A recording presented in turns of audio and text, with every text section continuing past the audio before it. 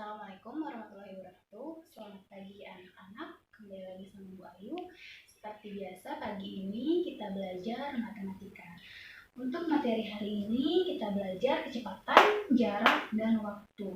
Nah, dalam materi kali ini kecepatan, jarak, dan waktu, Ibu punya yang namanya segitiga ajaib. Jadi kalau misalkan kalian pengen tahu cara mengetahui kecepatan, jarak, dan waktu, kalian bisa mudah mengetahuinya dengan menggunakan segitiga ini. Intinya, kalian harus tahu dulu lambang-lambang yang terdapat dalam segitiga ini. Baik, perhatikan baik-baik segitiganya. Di dalam segitiga ini itu ada lambang S, V, dan T. S itu jarak, T itu waktu, V itu kecepatan. Bagaimana sih Bu untuk mencarinya dengan mudah kita menggunakan ini? Oke, misalkan mau nyari kecepatan. Cara menggunakannya seperti ini. Kecepatan itu V.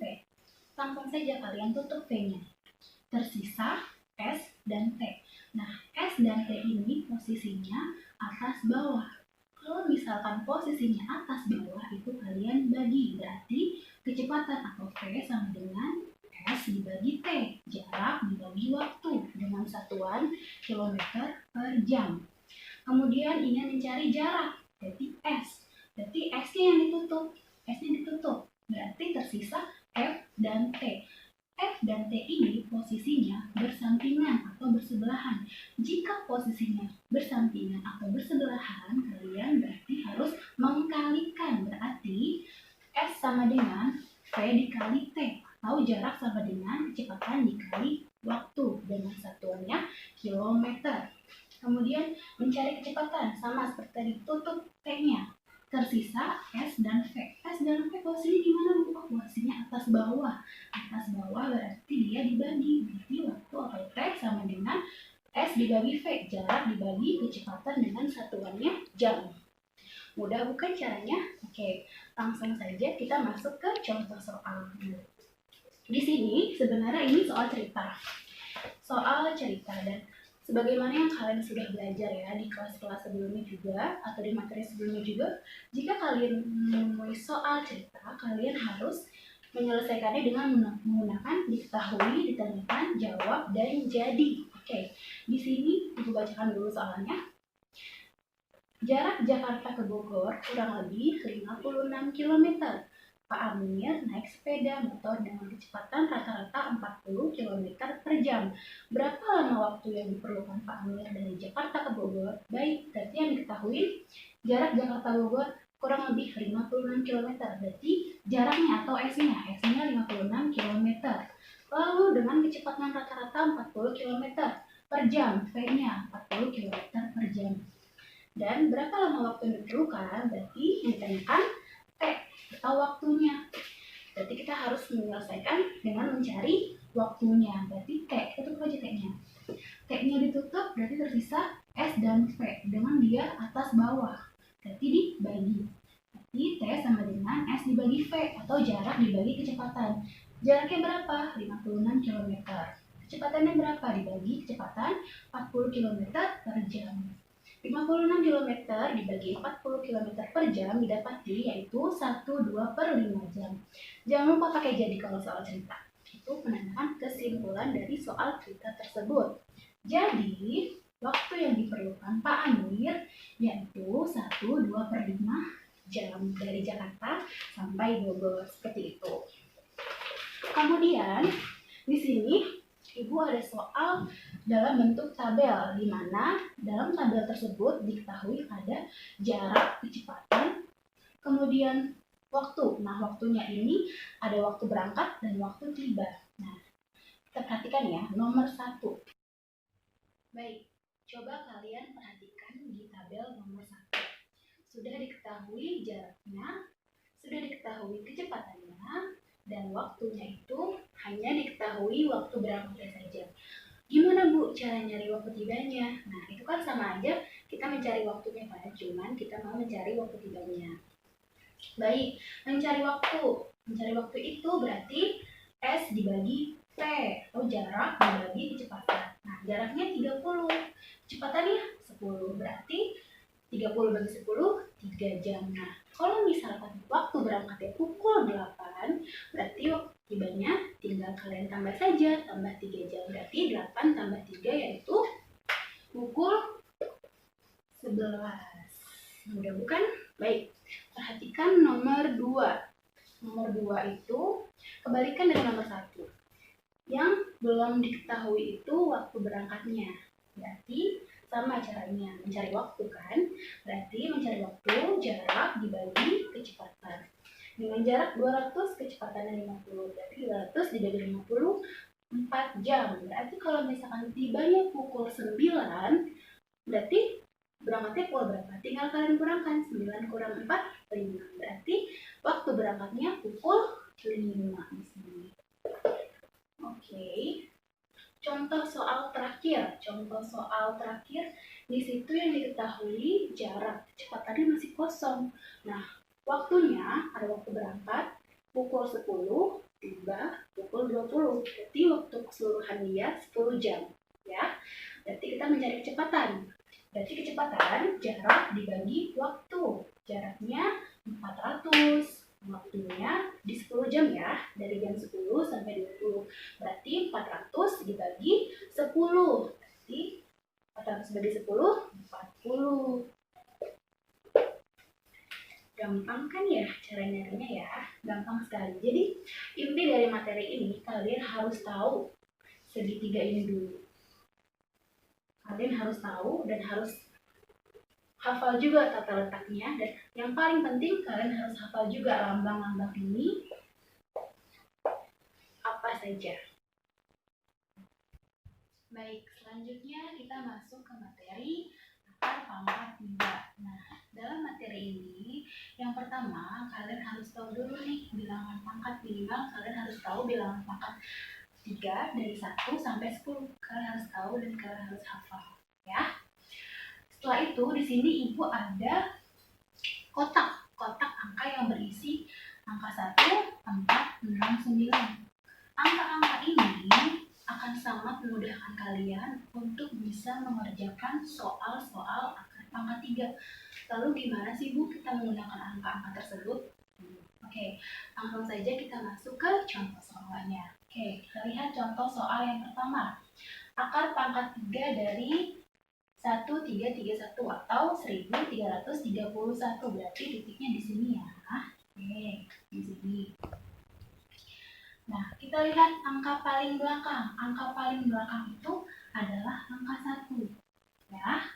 Angka paling belakang ini akan menentukan angka belakang dari hasil dari soal ini. Nah, kalau misalkan di sini 1, kita lihat angka 1 ini ada tidak di kotak ini? Oh, ada 1. Berarti tulis saja di sini 1. Berarti dia angka belakang dari hasilnya nanti itu 1. Lalu angka depannya berapa Bu? Gimana cara kita melihatnya? Gimana caranya kita mencarinya? Seperti itu. Oke. Untuk mencari angka depannya, kita lihat angka paling depan. Angka paling depan juga 1. Ya kan? Kalau angka paling depan ini kita lihat di bilangan pangkat. Nah, bilangan pangkat ada tidak yang sama dengan 1 ataupun paling tidak yang mendekati? Oh, ada ternyata 1. Berarti bilangan pangkatnya 1. Berarti angka depannya adalah 1. Jadi, hasil dari akar pangkat 3 dari 1331 ini hasilnya adalah 11. Mudah bukan? Oke. Yang nomor 2, kita masuk ke contoh soal nomor 2. Itu ada akar pangkat 3 dari 3375 atau 3375. Berarti titiknya di sini ya. Oke, kita lihat lagi langkah pertama, lihat angka belakangnya dulu. Sebenarnya mau lihat angka belakangnya dulu boleh, angka depannya juga dulu boleh, tapi di sini Ibu biasa mengerjakan dari belakang dulu. Oke. Kita lihat di angka belakangnya itu 5. Kan? Angka belakangnya 5. Angka 5 ada nggak ya di kotak angka ini? 1469. Oh, nggak ada angka 5. Lalu gimana Bu? Gimana caranya kita menentukan angka belakangnya? Sementara di kotak ini tidak ada angka 5. Nah, kalau misalkan di dalam kotak ini tidak ada angka yang ada di belakang angka soal ini ataupun nantinya, berarti kalian tinggal aja nih 10 dikurangin angkanya berapa? Ya. Nah, karena di sini dia angkanya 5, berarti 10 dikurangi 5 menjadi 5. Berarti angka belakang dari hasilnya nanti adalah 5. Baik, sudah dapat angka belakangnya. Sekarang kita tinggal cari angka depannya. Angka depannya cari, kita lihat angka paling depan 3. Angka paling depan 3 kita cari, kita lihat di bilangan pangkat. Ada tidak yang bilangan pangkat yang hasilnya sama juga hasilnya 3? Oh, tidak ada. Tadi kalau tidak, misalkan tidak ada yang sama, cari yang paling mendekati. Yang mendekati dengan 3, hasilnya 3 itu hasilnya 1 kan? Bilangan pangkatnya adalah 1. Berarti bilangan pangkat yang hasil 1 adalah bilangan pangkat yang 1. Berarti angka depannya 1. Berarti hasil dari akar pangkat 3 dari 3375 yaitu 15. Gampang kan anak-anak? Sangat gampang sekali. Kalian bisa mengaplikasikannya dengan mudah. Baik, soal yang ketiga, 13.824 atau 13.824. Akar dari 13, akar pangkat 3 dari 13.824. Titiknya di sini. Baik. Angka belakangnya 4. Kita lihat di kotak ada tidak angka 4? Oh, ada. Berarti angka belakangnya untuk hasilnya nanti angka 4. Kemudian untuk angka depannya, berapa angka depannya? Kita lihat di soal. Angka paling depannya 13. Lihat di bilangan pangkat. Ada tidak yang sama dengan 13? Oh, tidak ada. Berarti yang kita cari yang mendekati dari 13. Yang mendekati berarti nggak mungkin 27, nggak mungkin juga 1 kan? Berarti di tengah-tengah yang yaitu 8. Berarti bilangan pangkatnya 2.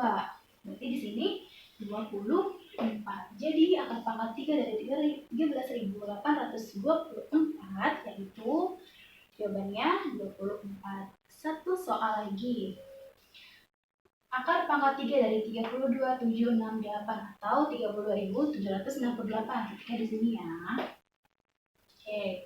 Angka belakangnya lihat. Oh, angka belakangnya 8. Berarti kita lihat di kotak. Angka 8, oh tidak ada di kotak nih. Berarti kalau tidak ada di kotak, berarti 10 dikurangi saja angka belakangnya di soal. 10 dikurangi 8, berarti angka belakangnya 2. Sekarang kita cari angka depannya. Lihat angka depan nih, soalnya angka paling depan di soal 32. Kita lihat di bilangan pangkat, ada tidak yang sama atau paling tidak mendekati. Yang mendekati yaitu yang 3 atau 4. Nggak mungkin 4 dong ya, berarti 3. Jadi jawabannya angka depannya 3. Dan hasil akhirnya akar pangkat 3 dari 32.768 adalah 32. Baik, jadi intinya di sini untuk dapat mengerjakan soal ini dengan mudah, kalian harus tahu dulu nih bilangan pangkat, harus hafal dulu. Minimal sampai 10 aja kalian hafalin. Kemudian kalian harus tahu juga nih kotak angka ini, kotak angka ajaib 1459. Kalau kalian udah tahu konsep yang tadi sudah Ibu ajarkan, kalian bisa mengerjakan contoh-contoh soal ataupun soal nantinya diberikan sama Ibu atau guru yang lain itu dengan mudah seperti itu. Baik. Sekarang kita masuk ke materi perkalian dan pembagian dalam bentuk pecahan. Dalam materi perkalian dan pembagian dalam bentuk pecahan ini tidak sama halnya seperti kalian mengerjakan penjumlahan ataupun pengurangan dalam bentuk pecahan. Kalian sudah pernah belajar kan di kelas sebelumnya atau di materi-materi sebelumnya, jika kalian menemukan penjumlahan ataupun pengurangan dalam bentuk pecahan dan penyebutnya beda, kalian harus menyamakan penyebutnya terlebih dahulu.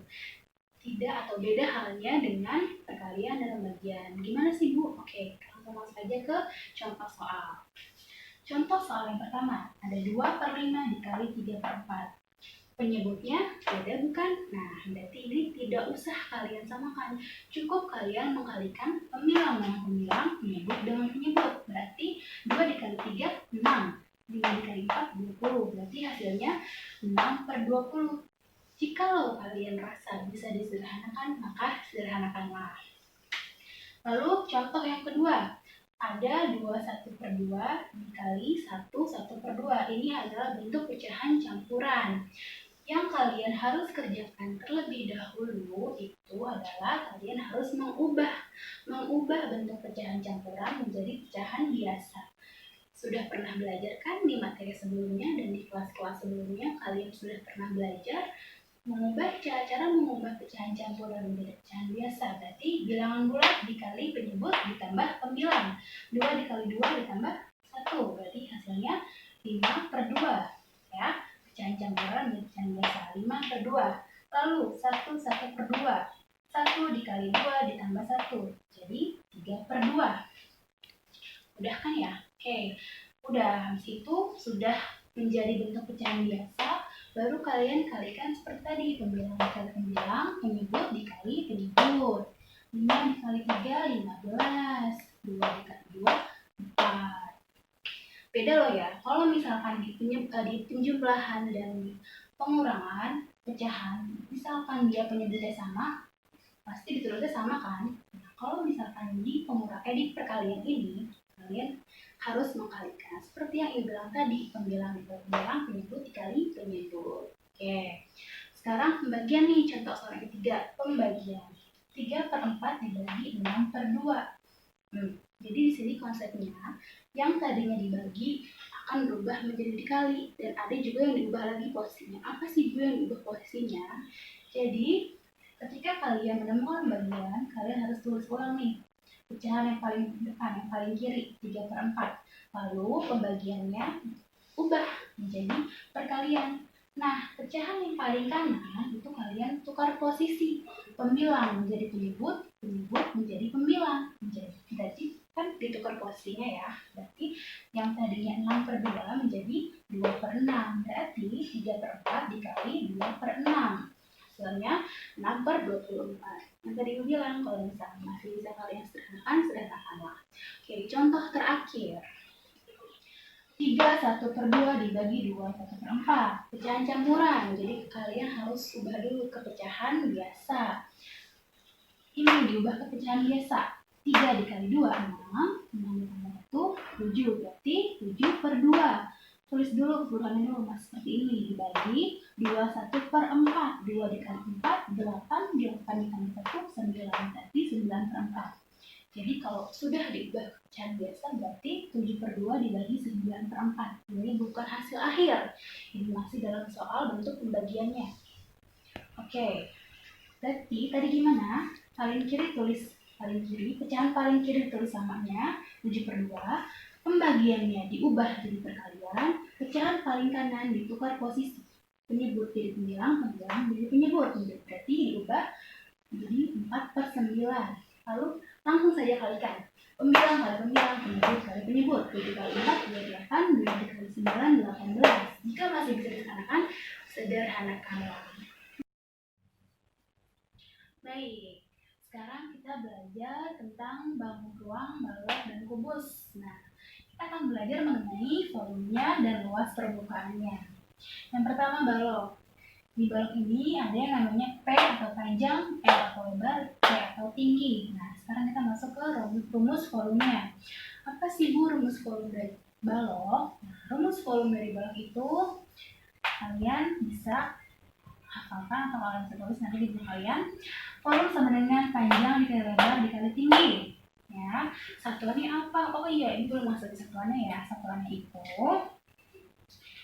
centimeter kubik. Nah, sebenarnya anak-anak ya, sebenarnya nggak harus nggak harus monoton sentimeter, tapi meter boleh, dm boleh, atau apa. Yang penting intinya jika yang ditanyakan volume itu satuannya atau pangkatnya pangkat 3 atau kubik. Jika ditanyakan luas itu satuannya pangkat 2 atau persegi ya. Paham ya? Kalian juga pasti ingat di materi-materi sebelumnya. Untuk di luas permukaan balok, nah ini agak panjang nih rumusnya. Kalian harus hafalin, kalian harus tahu rumusnya ini kalau kalian mau mengerjakannya dengan benar. Rumusnya adalah 2 dikali P dikali L ditambah P dikali T ditambah L dikali T. Satuannya luas, karena luas dia persegi, mau apapun itu, mau sentimeter, mau meter, yang penting kalau luas itu persegi. Kalau volume, kubik atau pangkat 3, luas pangkat 2. Oke, sekarang kita masuk ke kubus. Di kubus itu merusuk atau S. Nah, volumenya adalah sisi atau sisi pangkat 3.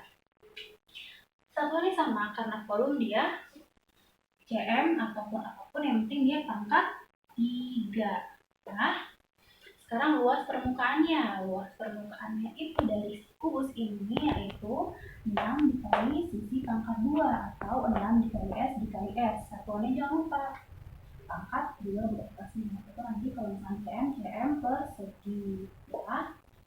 Langsung saja kita masuk ke contoh soal. Contoh soal yang pertama. Ada sebuah kubus dengan rusuk 20 cm. Ditanyakannya volume dengan luas permukaan. Nah, di sini Ibu sudah tuliskan jawabannya sekalian.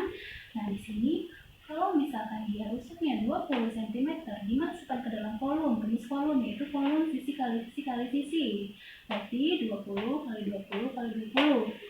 Jadi 2 kali 2 4, 4 kali 2 8. Tinggal kalian tambahkan nolnya ada berapa? 1, 2, 3. Tambahkan 0, 3 di belakang. Berarti 8.000 cm kubik. Karena di sini cm, berarti cm pangkat 3 kubik karena dia volume. Ya. Oke, yang kedua ditanyain luas permukaannya. Luas permukaan dari si balok 6 dikali sisi pangkat 2 atau 6 kali sisi kali sisi. Berarti 6 dikali 20 dikali 20. 6 kali 2, 12. 12 kali 2, 24. Nolnya ada berapa?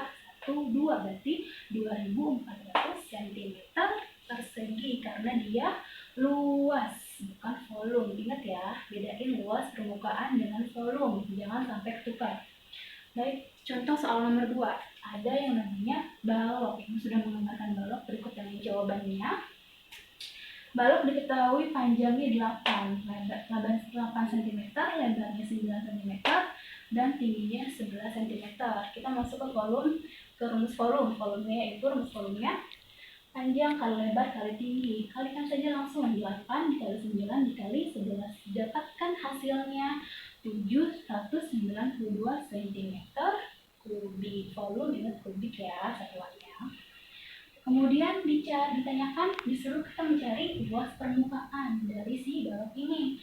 Berarti masukkan rumus yang ini. 2 dikali panjang dikali lebar ditambah panjang dikali tinggi ditambah lebar dikali tinggi. Berarti 2 dikali panjang dikali lebar 8 dikali 9 72 ditambah panjang dikali tinggi.